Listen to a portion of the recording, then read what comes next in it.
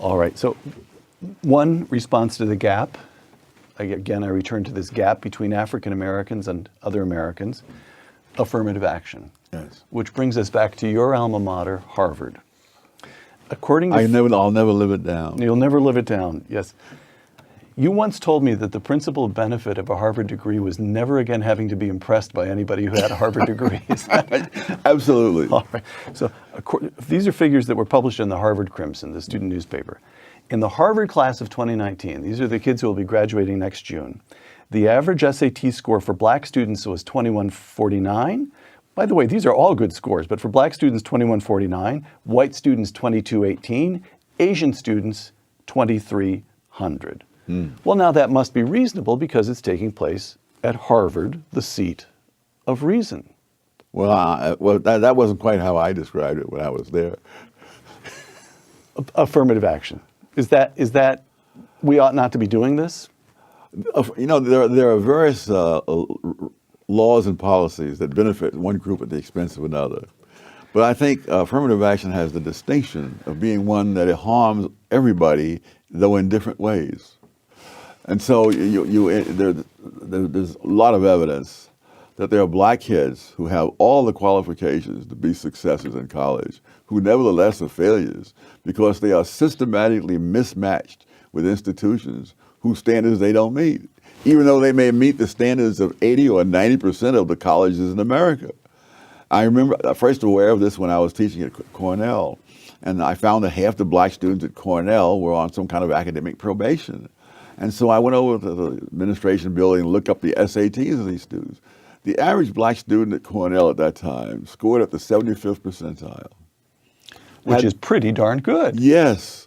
And so that means that in most colleges in this country, they would have no trouble, and many of them would be on the dean's list.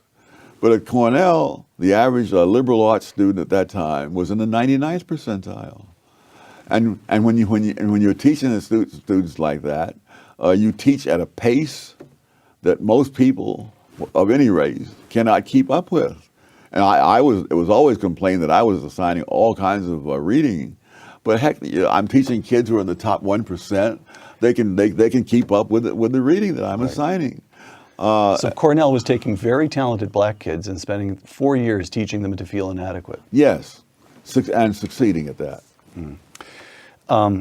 A couple quotations. These are both from the last affirmative action case to reach the Supreme Court, last big affirmative action case to reach the Supreme Court, 2003, Grutter versus Bollinger.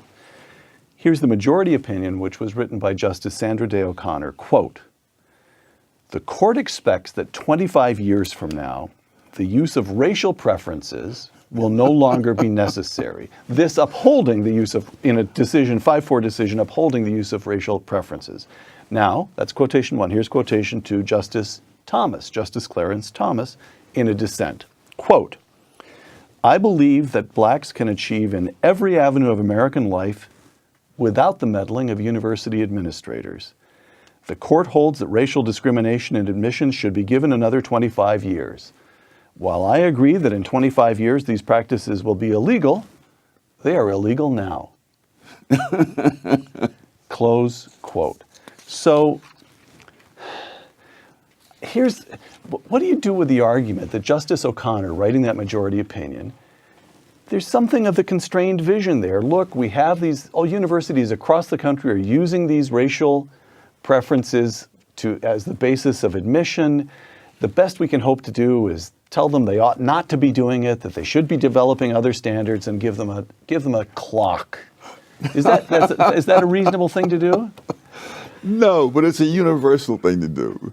I wrote a book about affirmative action. It was called Affirmative Action Around the World. And I made a couple of international trips at the expense of the Hoover Institution around the world to check on affirmative action. This is one of the most common arguments, and it's absolutely fallacious time and time again. The argument that like so much in the unconstrained vision, it assumes that we have a power that we do not have, cannot have, and never have had. Yeah. In England, there was a man named Scarman who was saying, "For now, we must do this in order to."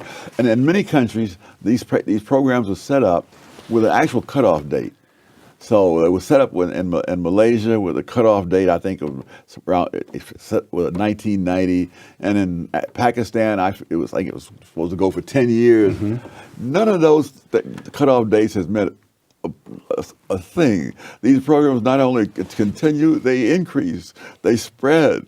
So the idea that you can control the future because of these wonderful sounding words, I can't think of a country in the world where that's ever happened.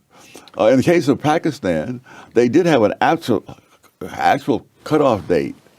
And because the people in East Pakistan were, for whatever historical reason, way behind the people in West Pakistan.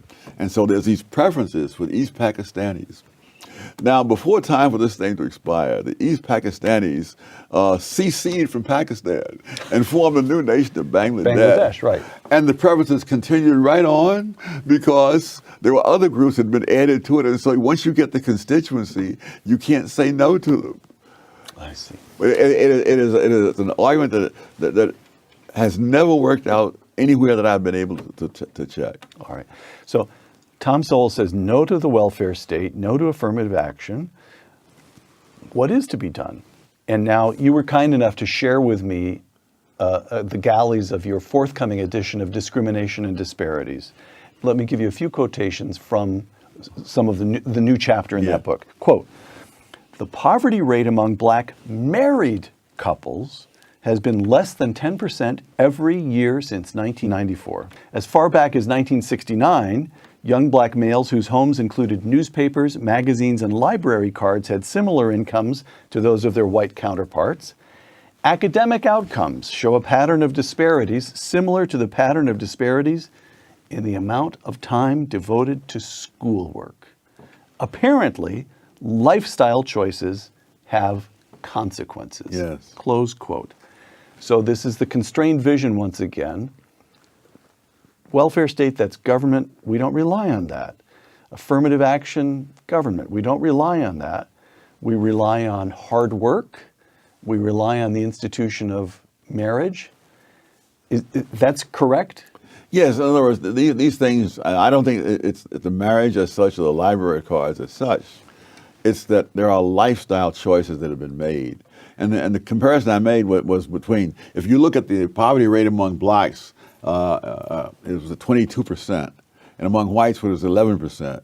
But among black married couples, it was 7.5%. Right. So it's not so they not only do better than blacks as a whole, they do better than whites as a whole. And so it's lifestyle choices. Similarly with the results in some of these more successful charter schools, that you have these kids not only meeting but exceeding the national standards in places like Harlem and Bedford-Stuyvesant in the South Bronx. And these are not kids who are skimming the cream. They're kids chosen by lottery.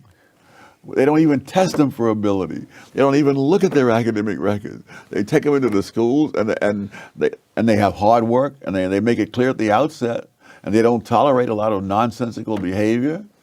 And these kids are doing incredibly.